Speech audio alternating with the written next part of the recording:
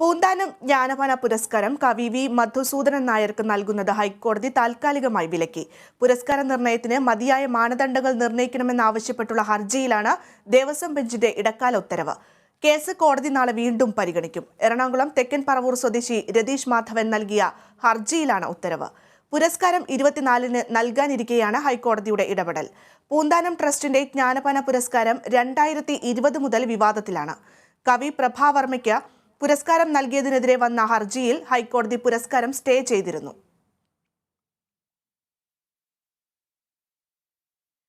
Israel സന്ദർശനത്തിനിടെ കർഷകൻ മുങ്ങിയ സംഭവത്തിൽ കുടുംബാംഗങ്ങൾ പരാതി നൽകിയിട്ടില്ലെന്ന് കൃഷിമന്ത്രി. സർക്കാർ എടുത്തു നൽകിയ വിസയായതുകൊണ്ട് റദ്ദാക്കും. ബിജു കുര്യനെ തിരികെ എത്തിക്കുന്നത് സർക്കാരിന്റെ ഉത്തരവാദിത്തമാണ്. നിയമപരമായി എല്ലാ കാര്യങ്ങളും ഇക്കാര്യത്തിൽ ചെയ്യും. കൃഷിയിൽ ലോകത്ത് വന്ന മാറ്റങ്ങൾ പഠിക്കാനാണ് ഇത്തരം വിദേശ രാജ്യങ്ങളിൽ സന്ദർശനം ഒരുക്കിയത്. കർഷകരുടെ അടുത്ത സംഘത്തെ വിദേശത്തേക്ക് ഉടൻ അയക്കുമെന്നും മന്ത്രി പറഞ്ഞു.